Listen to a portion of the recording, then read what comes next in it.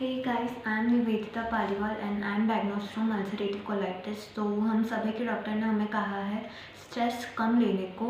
और आप लोगों ने खुद ने भी नोट किया होगा कि स्ट्रेस लेते हैं तो आपकी बॉडी को कैसे अफेक्ट करता है, कैसे जब आप स्ट्रेस ले रहे होते हो तो ब्लीडिंग स्टार्ट हो जाती है एंड डायरिया आने लग जाता है। तो ये मैंने खुद ने भी नोट किया है।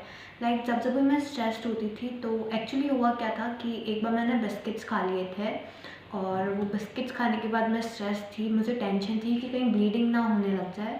तो वो बिस्किट्स खाने से भले ही मुझे ब्लीडिंग ना हुई हो बट वो स्ट्रेस लेने से ब्लीडिंग शुरू हो गई थी।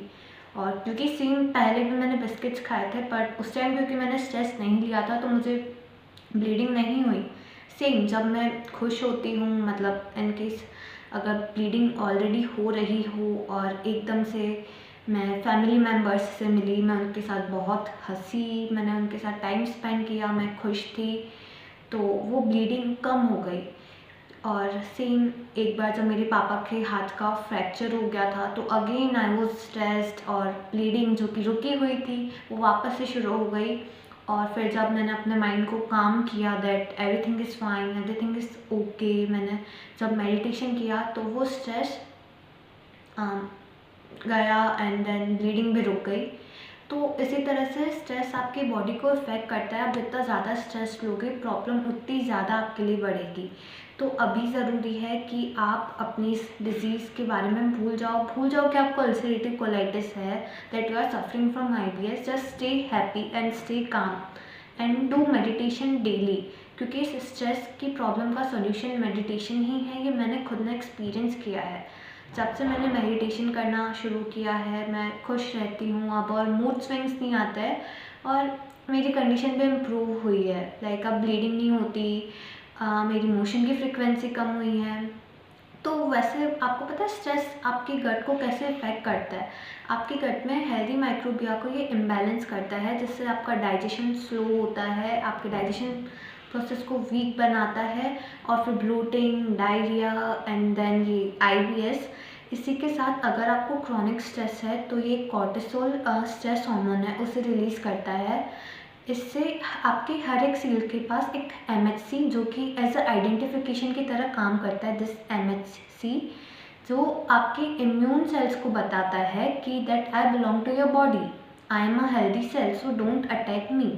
बट जब आपको स्ट्रेस होता है और ये कॉर्टिसोल हार्मोन आपके सेल्स के पास जो MHC का लेवल होता है उसे कम कर देता है। और जब वो कम हो जाता है तो आपके इम्यून सेल्स को पता नहीं चलता कि ये सेल्स आपकी बॉडी का है या फिर कोई फॉरेन सेल्स है या कोई पैथोजन है, तो वो उसे मार देता है, किल कर देता है, उससे अटैक कर देता है। तो इस तरह से इम्यून सेल आपकी ओन बॉडी सेल को ख़त्म करता है, उस पर अटैक करता है, जिसकी वजह से फिर आपकी गट में इन्फ्लेमेशन बढ़ता है। तो आपको ध्यान रखना है कि आप स्ट्रेस बिल्कुल भी ना रहो, स्ट्रेस फ्री रहो। Try to listen to music, follow habits which you like to do and do meditation daily. It's the most important thing. Try to do 20 minutes, not 20, then 15. Even if not 15, then 10.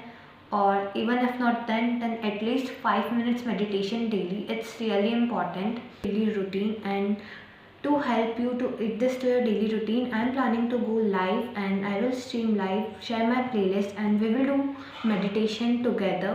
This will help you to add this to your daily routine. And please do not forget to like, share and subscribe, because to stream live I first need to get 50 subscribers. So yeah, do not forget to like, share and subscribe, and don't take stress.